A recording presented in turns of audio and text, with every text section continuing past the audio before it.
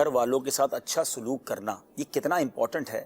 آپ شب قدر، شب برات یا مبارک راتوں میں جو لوگ بخشے جاتے ہیں جی اور جو نہیں بخشے جاتے، جی اتنی اہم رات کو بھی جو بد نصیب نہیں بخشے جاتے، آپ تقریباً لسٹ اٹھا لیں، اس میں رشتہ داری قطع تعلق کرنے والے کا نام ضرور ہوتا ہے. ماں باپ کے ماں باپ کے نافرمان کا نام اور رشتہ داروں سے قطع تعلق کرنا. یعنی کتنا غلط، یعنی کتنا برا عمل ہے اللہ کی بارگاہ میں کہ شب قدر ہو، شب برات ہو، ہم بڑی بڑی راتوں کی فضیلت پڑھتے ہیں کہ یہ سب بخشے جائیں گے، ماں باپ کا نافرمان نہیں بخشا جائے گا، رشتہ داری قطع کرنے والا نہیں بخشا جائے گا. آپ اگر سمجھدار ہیں تو سمجھداری کا تقاضا یہ ہے کہ گھر والوں کے ساتھ اپنے آپ کو انوالو رکھیں. وہ کہتے ہیں نا پڑوسی بدلا نہیں جا سکتا، اس لیے پڑوسی سے دوستی کر لو.